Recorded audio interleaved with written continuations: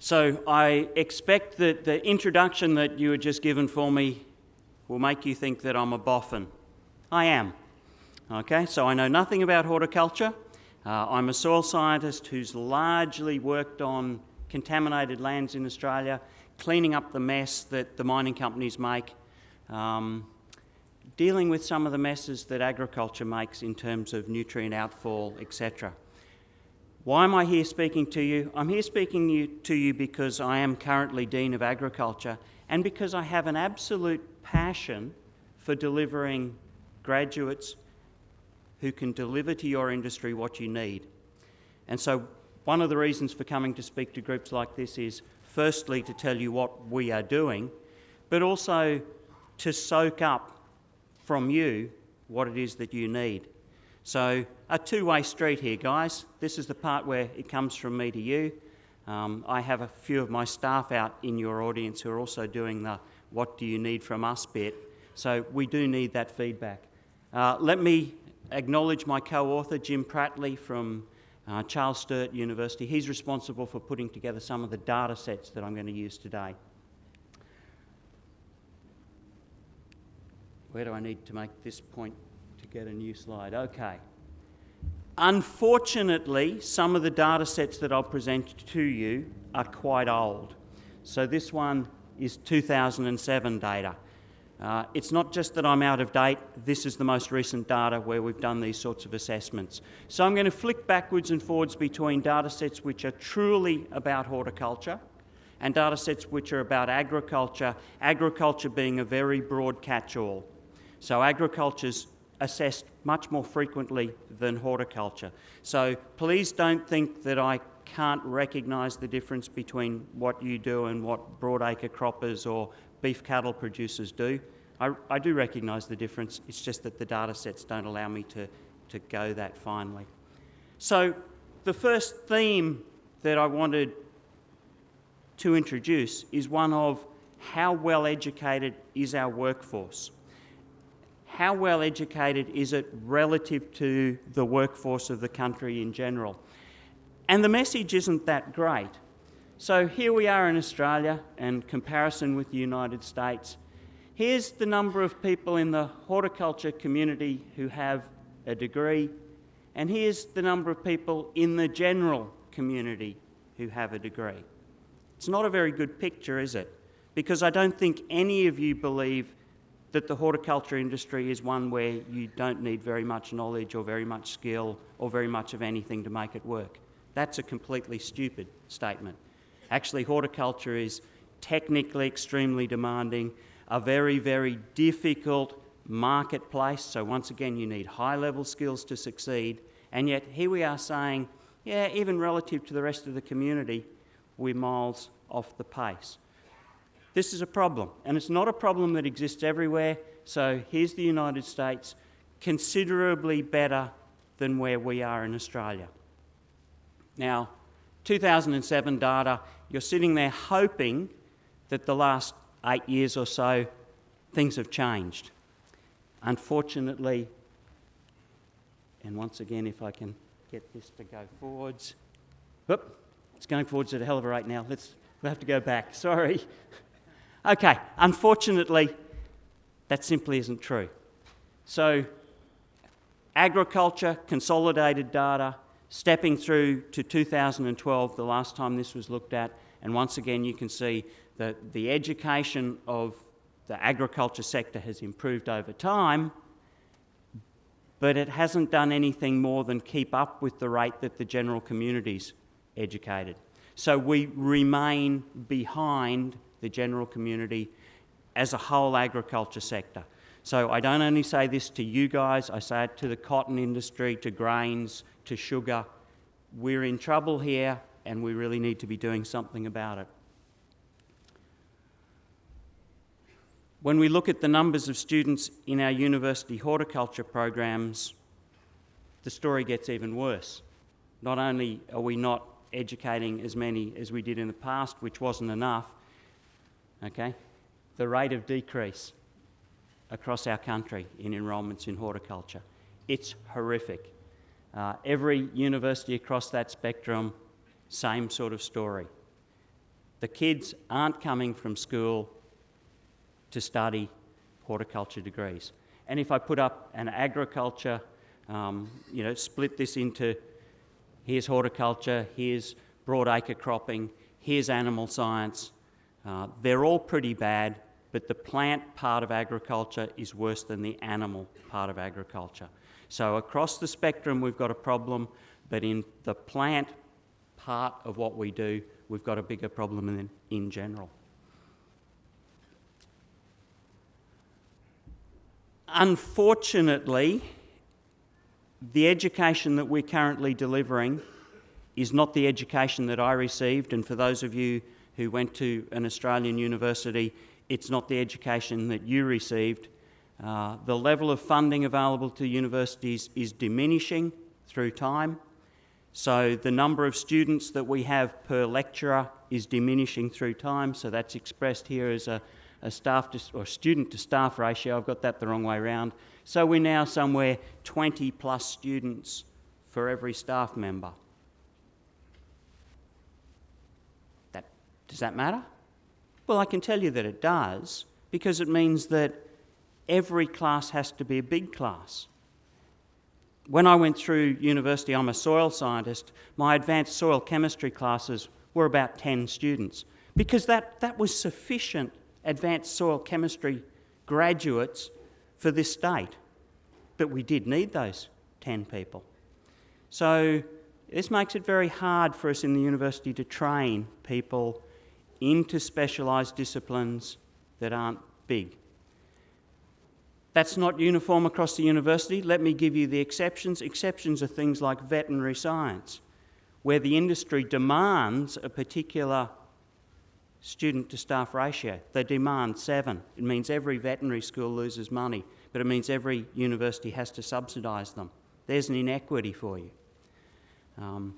It's an inequity that you as an industry should speak about. Not to demand 7-to-1 staffing ratios, but to say universities shouldn't be forced to take resources off your students to give them to some other sort of student. So we've seen less and less degrees offered. Universities exiting agriculture. Pretty bleak message at this point, hey? My machine's still giving me problems. Let's go back one. A bleak message, but not an entirely bleak message. Our universities have got better and better through the last couple of decades, so that Australian universities now, our global rankings are outstanding. I have to choose University of Queensland to speak of, but I could choose ANU or Melbourne, whichever one's at the top of any of these listings. But have a think about that National Taiwan University ranking that puts UQ at number 10. There are 10,000 universities around the world that teach agriculture. A ranking of number 10 in the world is really quite stunning. But what is even more stunning is that you've got a suite of universities here in Australia who all rank highly. So our ability to deliver an education remains extremely good. The size of the cohorts of students is a limitation, but you, industry bodies like you, pour money into the universities to do research. Hopefully we pour back great results. It's been a good relationship that has grown research standing in Australia and grown our standing internationally, our industries, and through them the universities who serve those industries. The government makes assessments of how good our research is. The ERA round, Excellence in Research for Australia. The scale is 1 to 5, with 5 being well above world standard. And if you have a look across where our universities rank, so here's our horticulture. We only have 3 universities that went into that part of the competition. 2 of us are well above world standard, and I'm happy to say UQ is there. Another one was above world standard. And looking across that broader suite of agriculturally related research areas, you can see that we've got lots and lots of institutions which are well above world standard or above world standard. Now you might think, oh, the Euro thing's just hugely biased, everyone gets a 4 or 5. That's not true. Lots of universities get 3s and 2s and 1s. Okay, it's a true, fair assessment of the quality of offering, quality of research that's done in our country. The other thing that's changed through time is the number of staff that we have in the universities has increased.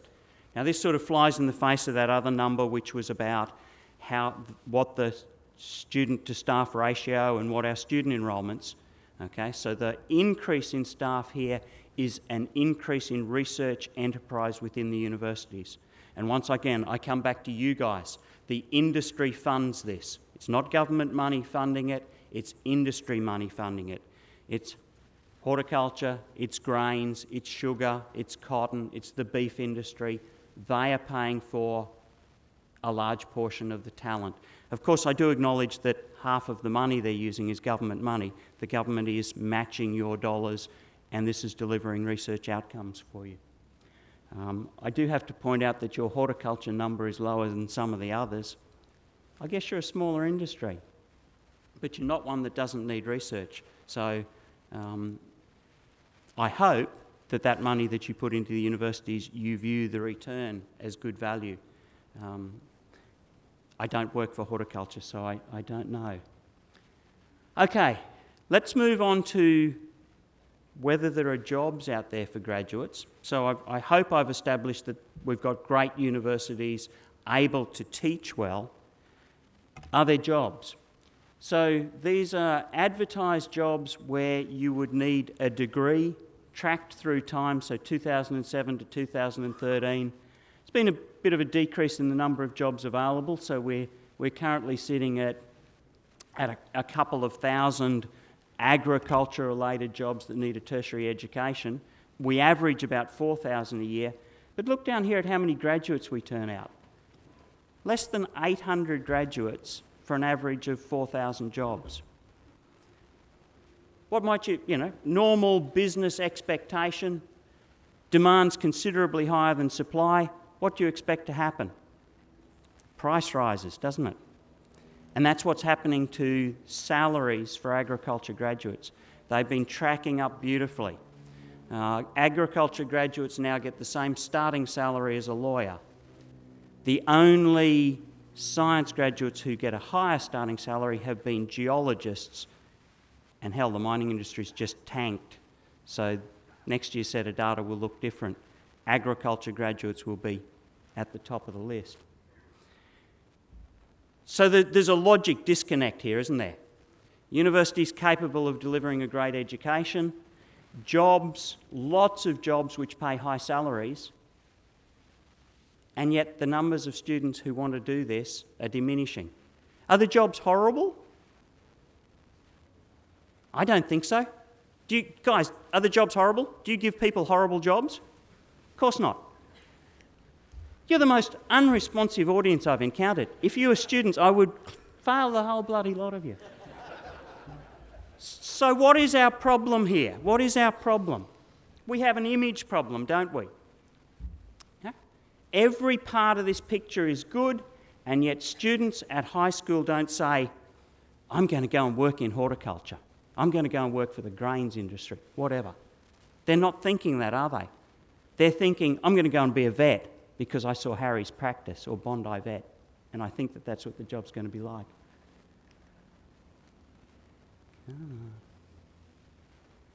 I wish I knew where this machine was. Whoop.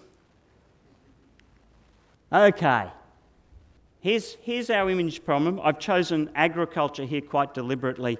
I didn't want to say here's the horticulture image problem, but here's the agriculture image problem. Jobs on the farm, poor, low paid, dirty, unpleasant, drought, famine, farmer suicides. Okay? And here's the mining industry's image. Quite different, isn't it? We're going somewhere. Teams. Dollars. But the mining jobs aren't all that great, are they? the reality of fly in, fly out, the reality of a lot of the aspects of the mining industry, the reality of the cyclical nature of it. Okay, jobs paying lots and lots of dollars last year, this year jobs disappearing, and next year, we don't have that problem. So we need to remake our image. We need to remake the image of our industries. I spoke to the sugar industry recently, and I think that they are the very, very worst at this. When a sugar industry representative has the opportunity of having a TV camera and a microphone, they say, "Minister, our industry's in crisis. We're going to all be out of a job within 3 weeks. We're on our knees. If you don't do something now, it's the end of the Australian sugar industry." It really doesn't sound like somewhere a student should invest their education and their future, does it? They make the mistake of thinking that they're speaking to the government when they speak to the camera, and actually they're speaking to the broader community and to their potential students. So don't make that mistake. The mining industry doesn't. When it speaks to the camera, it tells you how wonderful the mining industry is. When it speaks to a minister, it might say something different. Okay, so loss of campuses, I'm not actually worried about that. We have more universities teaching agriculture, horticulture than we really need. We need a limited number of very good and very well connected universities to teach, rather than every university having a little program that they then have to, that is under-resourced and offers a relatively poor education. Okay, so I've got just a couple of minutes, so I want to give you my life's experience. My life's experience in 3 minutes, and I think that's about what it will take. When I was at school, agriculture was up. We had agricultural innovations. CSIRO was doing wonderful things for us. New wool, even biocontrol. This was before the cane toad was brought in. All sorts of fun things were happening in agricultural science. So for someone who was a really good science student at high school, agriculture looked like a sensible place to go and study. The intervening couple of decades haven't been like that. The press has viewed agriculture in a different way. It's been oversupply and low prices for agricultural commodities. It's been genetically modified organisms as Frankenstein foods. It's been every single thing wrong with what we're doing, the science of what we're doing. But things have turned around, haven't they? The last couple of years have been remarkable. I've seen government ministers, I've seen the Prime Minister, the Chief Scientist speaking about soil, my own personal passion, but not a national passion in the past. And yet here we are. Okay? Our Chief Scientist says food is one of our national research priorities. Soil and water, a national research priority. Guys, this has never happened before. We are at the start of a new, good time for our industries and for agriculture in general, and I hope for agricultural education. So, I've lost my last slide typically. I won't bother to go back to it. What it said was that my expectation, and all of the data available to me, is that agriculture in Australia is entering a boom period. Deloitte did an assessment of what industries in Australia are good investment targets. And right out at the extreme end of what we are good at and what is going to have world demand was agriculture. The absolute zenith of the best place to invest. Universities are seeing an upsurge in demand for agricultural places, and once again, this is driven by what they see in the press. So if I have a single message for you, it's be careful with how you speak to the press. Sell your industry as a wonderful place to work. Don't think for a second that you speak to ministers by speaking to the television. Okay, guys, thank you very much.